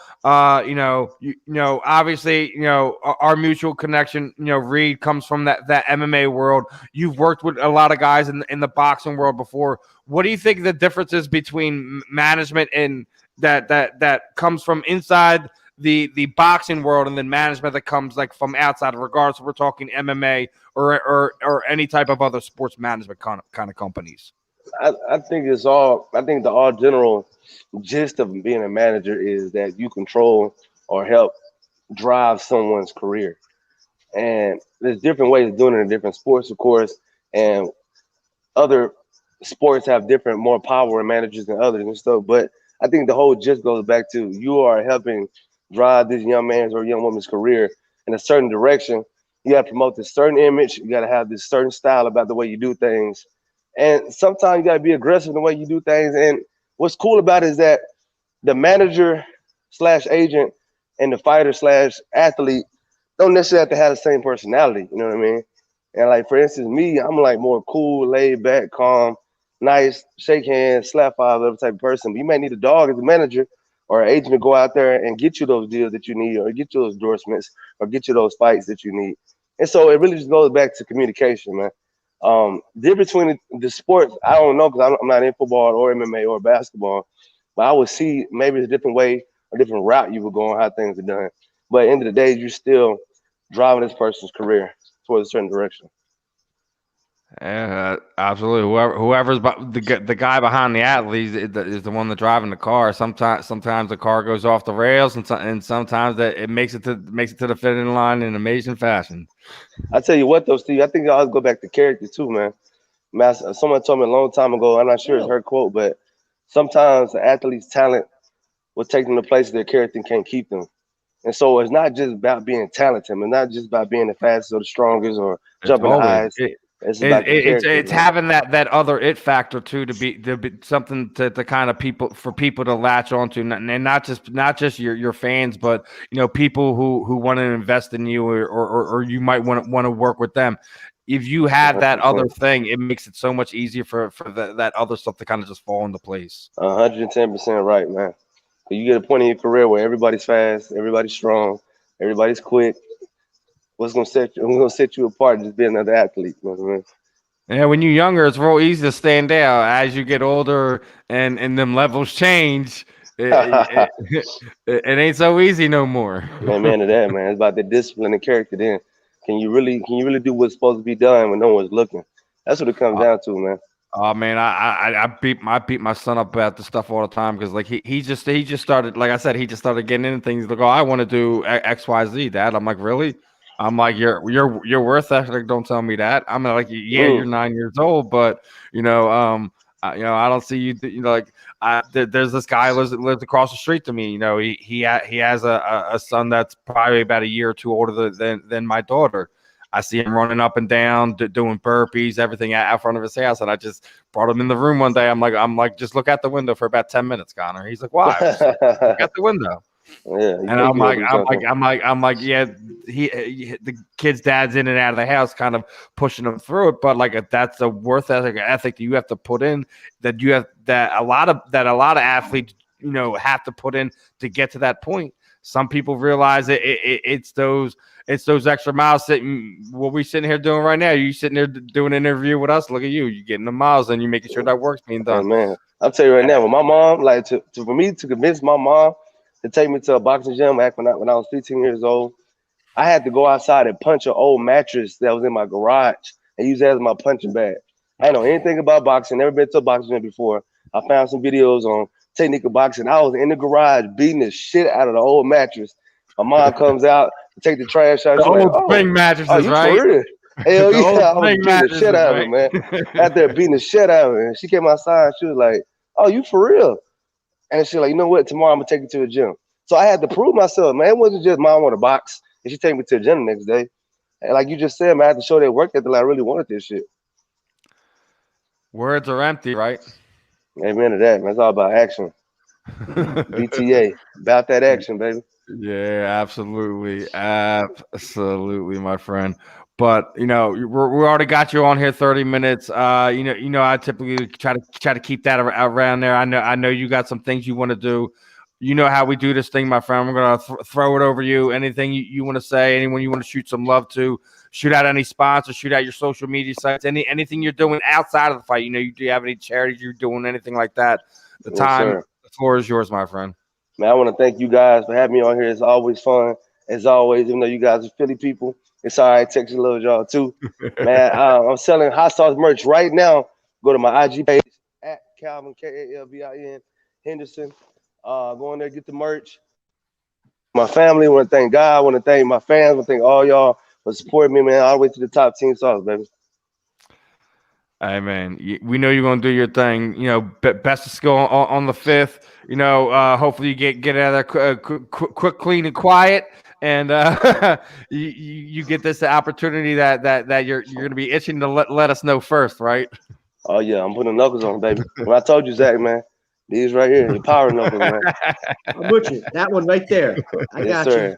Yeah, I got a few power knuckles for some knuckleheads in life, but they're not worth it. You know how it goes. I know how it goes.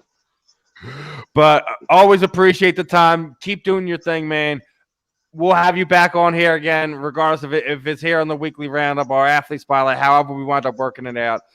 Be safe, and we'll have you back on here again in the real near future. Thanks, Peace out, guys. my friend. Make Have a good one. You too. We try.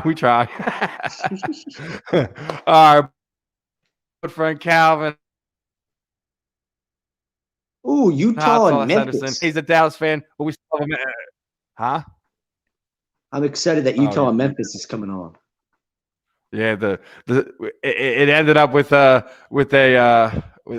we finished up the interview. The Sixers should have already nailed that down. I think they were rounded that as we were getting that one out. Another fun one with Kalvin. What do you think, man? Yeah, is the Dallas fan growing on you a little bit there? He's all right. I mean, he's a good dude. You know what I mean? Oh, he's always, of course, man. Of course. Apparently, we sound stupid talking to him about things that aren't fight related, according to the feedback I'm getting. But from our disgruntled leprechaun. Get out of here, bro. He text you too? No, we're not even doing this. We're not even doing this. We're not even doing this. We're not even doing this. We're not even doing this. I'm going to mute you if you keep going down this road. We're not doing this. Let it go. Who cares? What for me? I'm not gonna. I should expose the guy. Okay, come on. No, man, because we're better than that. We're better than that. You're better than that. Stop it, dude. We're not even. I know, because I know he's listening. So come in the chat room, dude. You want to comment on things? We're fine with constructive feedback. Come in the chat room. No, I shut him up. I didn't want to hear or to see it. I don't want to hear him. I blocked him. Get out of here. I just want to hear this. Could care less what anyone else has to say, dude. I just said, don't blow up my messenger. Geez, you want to comment in the chat room? Do it there. No, I cannot give a fuck either way. I don't want to see him. I don't care. I don't want to even address this. You're the one that isn't even a rivalry. I don't understand. It's not a rivalry, man. We're all here for each other, dude. We're all trying to help each other. Anyways, what rivalry are we talking about? We're talking about the Sixers and the Celtics, the Sixers and the Bucks. Which rivalry are we talking about here, brother? Us and the disgruntled leprechaun. Apparently we have a rivalry. There is no rivalry. I'm not really. I'm gonna fucking mute you in a second, bro. Enough. I don't care. Well, at some point we got to address this. I'm not addressing it here. I don't care enough. Look how scared you are. You got a man scared? up. I'm scared. What am I scared of? Are you serious? I think you don't want this to get ugly, and you're afraid it's going to get ugly. How much uglier can it get? Well, I don't know. Go look in the mirror. Maybe that much uglier. I mean, I don't think I'm that ugly. I mean, I'm ugly, but I'm not that ugly. Not that ugly. You're ugly, but not that ugly. Is that what you All tell right. girls? Anyways, come on. Back to life. Back to life, Zachary. Back to life, Zachary. What happened? I said back to life, Zachary, because we're not talking about this irrelevant nonsense. Stop. We're not talking about how ugly you are? I'm gonna kill you, dude. If you want to address it, go ahead. I don't care. It doesn't bother me either way. You're letting it bother you. It doesn't bother me. I just want him to know that, like there's not a rivalry here. Like, we're all here for each other type of thing. You know what I mean? Like, we all support each other, and this is all about growing the platform. Like, it's all the same goal here. Like, we don't need to be starting unnecessary rivalries with each other. That's not the point of any of this. You know, we want to help each other grow. So let's do that. Right? I'm good. Okay. So, did you get that off your chest? You feel better now? I mean, I want to be professional about it, sure, and I'm glad he's a part of the platform and all that. I'm glad he's a part of A2D. Looking forward to his show starting. Okay. Likewise. All right, can we get back to like? Well, I didn't know what else you had to talk about, Steven. This is usually the point of the show where we just kind of run with shit that was going on in the chat room, and we just kind of like wing it for the final 25 minutes or so because we kind of addressed everything that we had planned on addressing. Yeah, well, no, like I said, you know, no UFC this week, but like I said, we got my boy Matt Turbo's fighting tonight. CFFC 97, I believe. They're getting real close to their 100th event there. They're right down there at the arena. They had an event there last night where one of our former guests, Ellen Peralta, was also fighting. Also, by the way, the main event tonight is another former guest, Elise Reed, who's going to be defending that strawweight title, who's fighting tonight. So, yeah, there's plenty of stuff I think we could talk about. I mean, granted, the problem is Mr. Burr still has to get caught up to date on all that. I'm a porky pig on you, sorry. If you say so. I'm watching the Maple Leafs Canadians. It's 0-0 in the third period. Oh, well, see, I think Bryce had done gone left, so I think he's I think the hockey question was, I think that was from Bryce, wasn't it? He's who asked earlier. I gotta go back and find that. Dude. The Maple Leafs lead the series 3-2.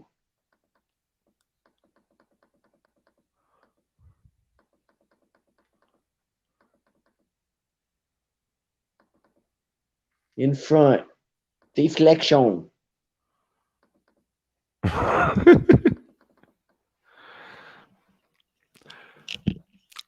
I'm waiting for I can't wait for the basketball game to start. Ja Morant and Donovan Mitchell. Like, that's fun right there, bro. They're going to put on a show. Yeah, they're already one apiece. So this one's going to see who's going to take control of the series. It's a Memphis night, right? You're hoping that's what you want, right? I mean, if you're a Lakers fan, you would hope it would just to keep the Jazz off for another night, right? Have them here for another game, right? Donovan Mitchell didn't play in game one, right? I said like that's why they lost, right? So, and he's back tonight. He played in game 2 and they won, I believe. So Yeah. Do you want to address any of the the Eagles moving up any now they have the I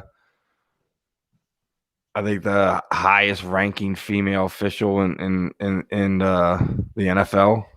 it's good stuff. Coming for Howie's job. Look out. Be watching over your shoulder, Howie.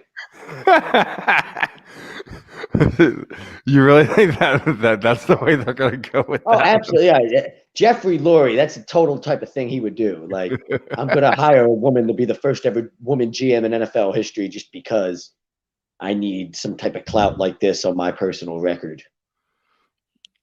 Hell, can't be any worse than Howie. I'll take it. It could be, but let's leave that one be. Completely disagree. Let's leave that one be.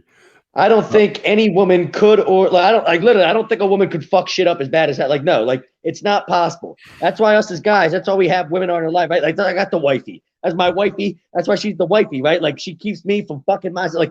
Like anything I can do to make my life. She's like, nope, I got you. Like, right? Like that's why they're the wifeys, right? That's why they got us at all times. Like that's why they without them, what the fuck would we do, Steven? We got no clue. We'd be lost without the wifeys, right? Like that's the whole point. So I don't know. I feel like anything that's a mess and what's wrong in that organization, she can come in there and fix that shit like that. Like a good mom, like a good wife, like any other. Like she'll get that shit straight. She'll figure out who the real issue is there. She'll whip their ass, beat their ass right in the shape. Hell yeah.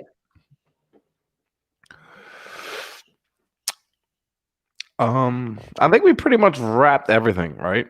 You know, we talked Sixers. I think we got our Phillies stuff out. I think we've touched on the rant topics of the week. You pretty much still saying F me to hockey for the time being. I have to figure out the way to get Zach motivated. I tried to have the Maple Leafs game on. I mean, the Canadians just scored, and there's going to be a challenge here. It looks like. Did he kick it in? Is he in the crease? Oh, he's in the crease. Wow, he's in the crease. Both, like, dude, he's like, literally, look, both feet in the crease too. Like, literally standing in the crease with both feet. And then the other dude stuffs it home as the one guy standing in the crease. Is that legal? Probably not. Probably not. Probably not. I have no problem talking hockey. I just didn't want to talk the Flyers. You know, it's like they don't play anymore. What does it matter? I'm just saying. I wouldn't say Flyers. Why would you have to talk Flyers? They're not relevant, right? Well, that's saying that's why we weren't talking hockey during the regular season because I didn't feel like talking the Flyers. If we could talk playoff hockey, I'll talk some playoff hockey with you. Yeah, but John Morant scored 47 points in game 2? Well, how about this one? Memorial Day's coming, right? You know, what is everyone doing for Memorial Day? What do you have any Memorial Day moments for games? You know, obviously playoff basketball. Some baseball we could probably throw in there.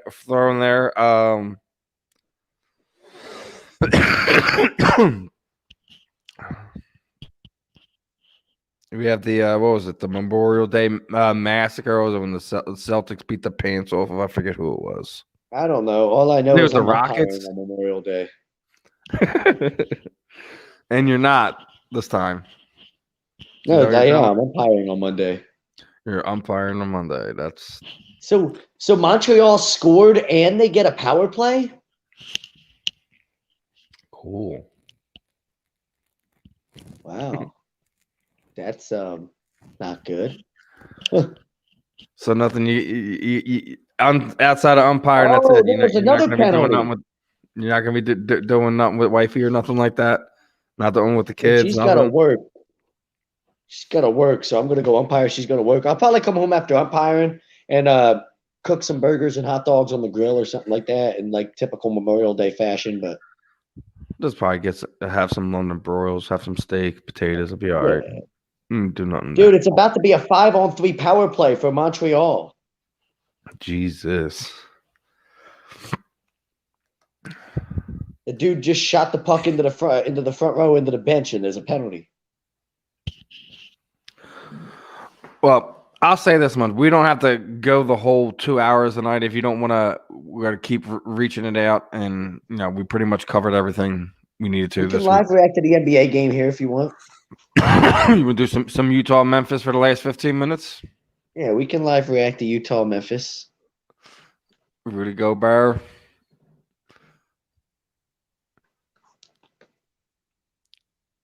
Mr. Donovan Mitchell. They already up 5, right? Yeah. Who's this guy? And the other reason why I say it's a Memphis day is just the home court. His first game back could take him a little bit to kind of get his feel back on it. We'll see. It all depends on what type of game John Morant has. If he plays like he did in Game 2, they could be tough to beat in this entire series. 47 points, the most points in a playoff game by anybody under the age of 21 in NBA history. Kid's playing like a wild man right now, but hey, it's playoffs is what you're supposed to be doing, right? Yeah, Mike Conley, another good role player for Utah. Utah's got a bunch of really good role players. Hey. Donovan Mitchell's obviously a superstar, right? And absolutely. And then Rudy Gobert is a really, really good player. And they got guys like Mike Conley who are good players. Mm-hmm.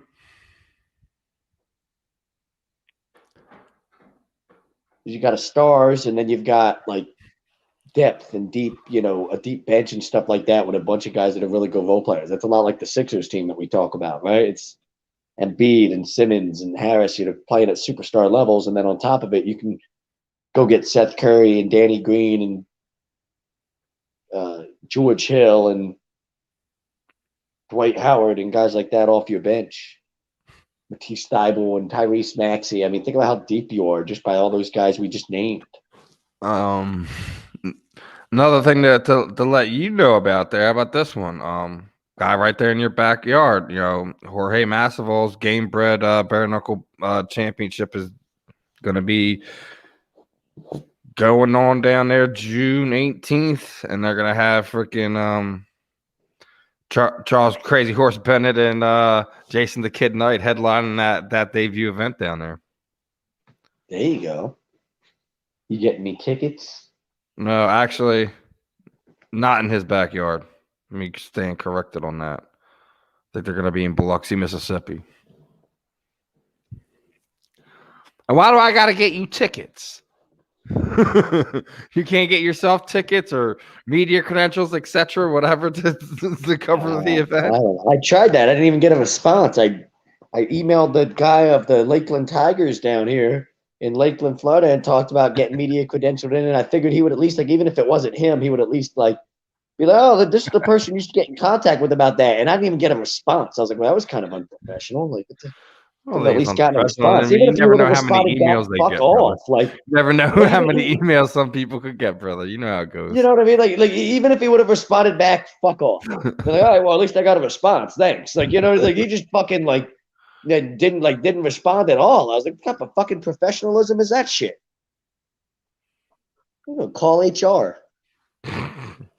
You're gonna call human resources with your complaints. Oh man, Mr. Burr. Shoot it. That was terrible. It went from 0-0 to 2-0 Montreal within 2 minutes.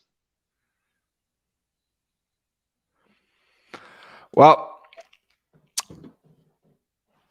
I actually I gotta go pick up my daughter too, so I want to kind of wrap this one up, brother. Okay. I still got more running around, dude. And Dalton never stops. Dad never stops. You know how it goes. Well, actually, you don't know how it goes, but you know how life goes. I feel you. And then that, yeah. You're gonna mention that? Mention the passing of Mark Eaton. I wasn't going to just because I don't know who Mark Eaton is, so I didn't want to be like. Oh, well, yeah, that's another one prior to Zachary's era of basketball. Probably more known for his post basketball stuff that he did with the NBA. I think he was like one of the player union reps or something like that. Okay. That's probably what you would probably more hear his name or know him from. Okay. You know, I'm like 40, so I'm like knowing these guys' names is like nothing to me. So you're like, huh? Who? What? Is that a walk? Can we call it travel? In Is that a thing anymore? the playoffs, sometimes. not Dude, as often I as don't it even should think he be. dribbled. Anything else you want to add before we wrap it up, brother? Phillies stink. Dombrowski shouldn't even waste his time making a move at the deadline. Just sell. You want Moniak and all these guys going, right? I don't even know what the fuck the point is. What are you going to get back from Moniak? I'm just sitting there saying, you're sitting there saying sell. So I'm just saying, get rid of all these guys that you What just we need don't to really. do, what we need to hope is that Dombrowski can actually draft, unlike any of our predecessors besides Ed Wade. Ruben Amaro sucked at drafting. Matt Klentak sucked at drafting. Hopefully Dave Dombrowski and this scouting department can get shit right because we have nobody in our farm system. Like, dude, I'm telling you, when I went to see the Phillies Blue Jays game, right? And you're looking at the Blue Jays infield, it's Vlad Jr., it's fucking Craig Biggio's kid, it's Dante Bichette's kid, and Marcus Semien, I think, was the other dude that was playing second base or whatever. But you're like, dude, like we haven't had a prospect ever that's on the level of Vlad Jr. Like, you know, I don't even know if we've had a prospect at any time soon that's been anytime recently that's been on the level of Bo Bichette. Like Dante's, you know, Vlad Jr. is obviously a stud, right? But like Bo Bichette was killing it. Kevin Biggio was fucking killing it. You're like, yo, like, why can't we can't draft at all, bro? When was the last time we signed anybody from the Dominican or anything like that? Wait. Like we don't scout any Latino I players. guess Mr. suck. Arnoon is done with their live reacting. Like I said, the poll question for everyone, they put it out there. Figured as much. 3-0. Sweep talk is on.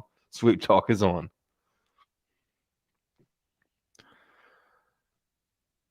Zach said, "I don't really care. I'm done with this series. There's nothing to talk about anymore." Well, teams are 141-0 when they're up 3-0 in NBA playoff series. They're 141-0. They've never lost. It's over. I mean, there's nothing to talk about at this point. Just move on. Who are we playing in the second round? That's who you focus on now. So, What do you think it'll be the 6th or 5th seed?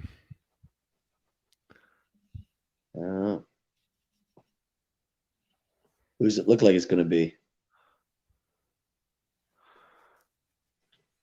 It's not Milwaukee. I thought we were playing Milwaukee. Is that the matchup, Milwaukee? Well, they beat the Heat. Wasn't that who the matchup was going to be? Yeah, I think you're right. I think it is Milwaukee, so that should be. We shall see. We shall see. But we should always get the bottom seed. Where was Milwaukee seated? I don't know. You got to look at it for me. I have to look at it. You're the techie guy. You got. I'm the techie guy. I'm the techie guy. I love you. You just give me a microphone and let me entertain people. I'm the George Carlin of A2D Radio. Oh, the George Carlin now. You're thinking hard out of yourself.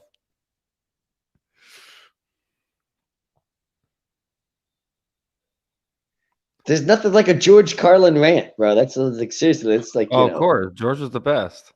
The best. There's no doubt about it.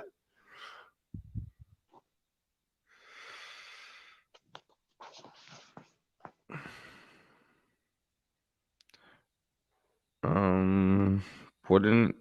All right, so the Bucks are the 3 seed, so no, we wouldn't see them next. So we could play them in the conference final. So yeah, we're gonna play the winner of the Celtics series. No, the Knicks and Hawks.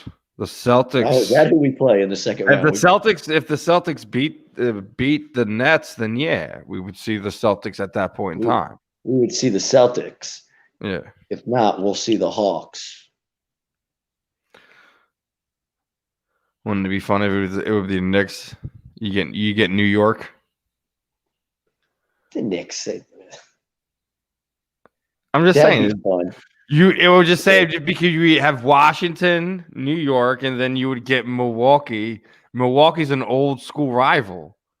I just say that's fun. Yeah. I still like the Hawks. Trae Young's exciting. Like, it'd be fun to like watch them. Be a good test. Be a good matchup too, because like Trae Young's a killer, another guy that's a killer, right? And you need to like kind of like practice going against a guy like that in case you end up having the face of Devin Booker or whatever in the finals, you know?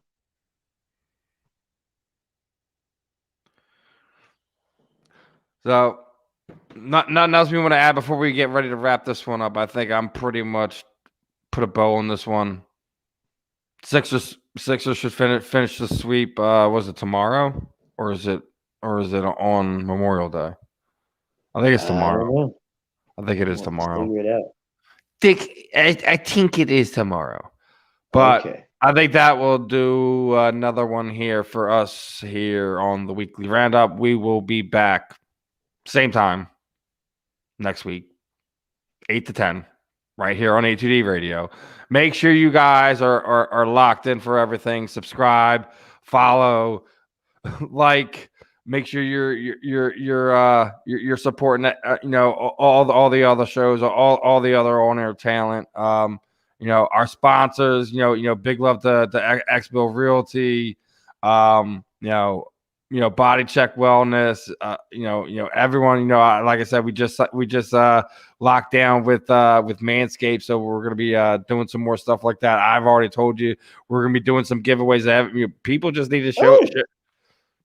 What I miss? Nice jam, nice layup. What? Ja Morant, that was pretty. Ja's gonna continue to do his thing, man, and that was another nice one right there too.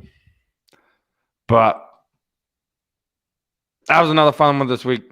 Okay, we'll be back next week with some more fun and craziness from me and Mr. Burr. We'll see what if any guests we get locked in for you guys. Appreciate everyone's time, everyone in the chat. Kalvin, Hot Sauce, Henderson, always fun. We'll have them back on. Talking some more boxing, talking some more sports, and that'll do it. I'm Steve. He's Zach. This was another episode of the Weekly Roundup here on ATD Radio. We'll catch you guys